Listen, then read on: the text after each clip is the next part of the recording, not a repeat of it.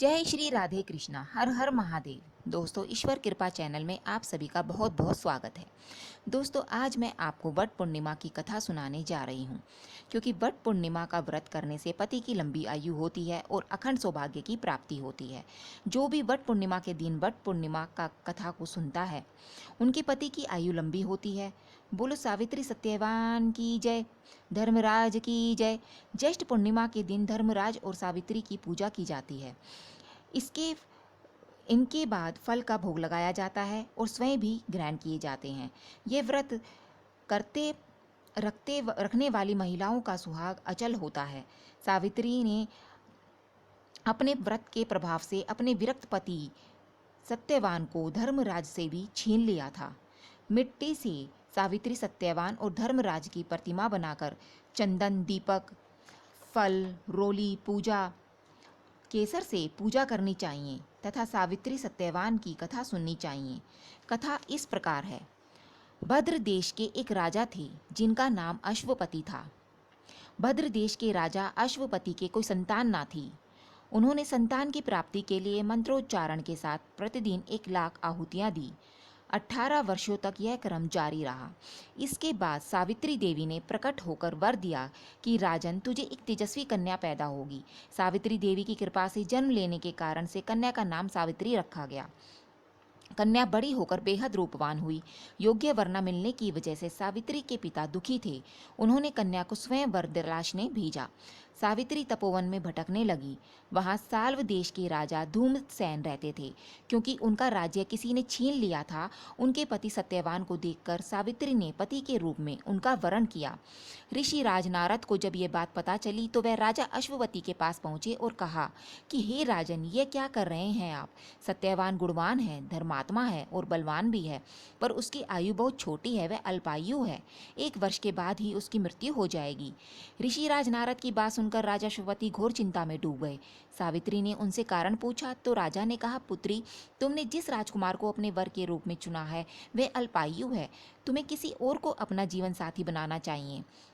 इस पर सावित्री ने कहा कि पिताजी, आर्य कन्याएं अपने पति का एक ही बार वरण करती हैं।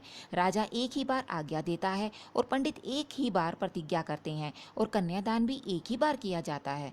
सावित्री हट करने लगी और बोली, मैं सत्यवान से ही विवाह करूंगी। राजा अश्वपति ने सावित्री का विवाह सत्यवान से कर दिया।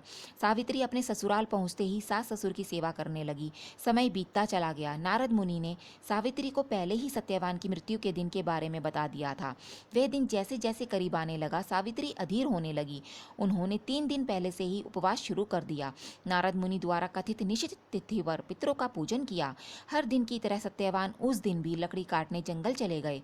साथ में सावित्री भी गई। जंगल में पहुंचकर सत्यवान लकड़ी काटने के लिए एक पेड़ पर चढ़ गए। तभी उसके सिर में तेज दर्द होने लगा। दर्द से व्याकुल सत्यवान पेड़ से नीचे उतर गए। सावित्री अपना भविष्य समझ गई। सत्यवान के सिर को गोद में रखकर सावित्री सत्यवान का सिर सहलाने लगी। तभी वहां यमराज आते दिखे। यमराज अपने साथ सत्यवान को ले जाने लगे। सावित्री भी उनके पीछे पीछे चल पड़ी। यमराज ने सावित्री को समझाने की कोशिश की कि यह विधि का विधान है, लेकिन सावित्री नहीं मानी। सावित्री की निष्ठा और पति प्राणता को देखकर यमराज ने सावित्री से कहा कि हे देवी, तुम धन्य हो, तुम मुझसे कोई वरदान मांगो। सावित्री ने कहा कि मेरे सास ससुर वनवासी और अंधे हैं, उन्हें आप दिव्य ज्योति प्रदान करें। यमराज ने कहा, ऐसा ही होगा, जाओ अब लौट जाओ। लेकिन सावित्री अपने पति सत्यवान के पीछे पीछे चलती रही। यमराज ने कहा, देवी तुम वापस जाओ। सावित्री ने कहा, भगवान, मुझे अपने पतिदेव के पीछे पीछे चलने में कोई परेशानी नहीं है, पति के पीछे चलना मेरा कर्तव्य है। यह सुनकर उन्होंने फिर से उसे एक और वर मांगने के लिए कहा। सावित्री बोली, हमारे ससुर का राज्य छिन गया, उसे पुनः वापस दिला दें। यमराज ने सावित्री को यह वरदान भी दे दिया और कहा, अब तुम लौट जाओ। लेकिन सावित्री पीछे पीछे चलती रही। यमराज ने सावित्री को तीसरा वरदान मांगने को कहा। इस पर सावित्री ने 100 संतानों और सौभाग्य का वरदान मांगा। यमराज ने इसका वरदान भी सावित्री को दे दिया। सावित्री ने यमराज से कहा कि प्रभु, मैं एक पतिव्रता पत्नी हूँ और आपने मुझे पुत्रवती होने का आशीर्वाद दिया है। यह सुनकर यमराज को सत्यवान के प्राण छोड़ने पड़े। यमराज अंतर्धान हो गए और सावित्री उसी वट वृक्ष के पास आ गई जहाँ उसके पति का मृत शरीर पड़ा था। सत्यवान जीवंत हो गया और दोनों खुशी खुशी अपने राज्य की ओर चल पड़े। दोनों जब घर पहुंचे तो देखा कि माता पिता को दिव्य ज्योति प्राप्त हो गई है। इस प्रकार सावित्री सत्यवान चिरकाल तक राज्य भोगते रहे। अतः पतिव्रता सावित्री के अनुरूप ही प्रथम अपने सास ससुर का उचित पूजन करने के साथ ही अन्य विधियों का प्रारंभ करें। वट सावित्री व्रत करने और इस कथा को सुनने से उपवासक के वैवाहिक जीवन या जीवन के साथी की आयु पर किसी प्रकार का कोई संकट आया भी हो तो वो टल जाता है। धन्यवाद।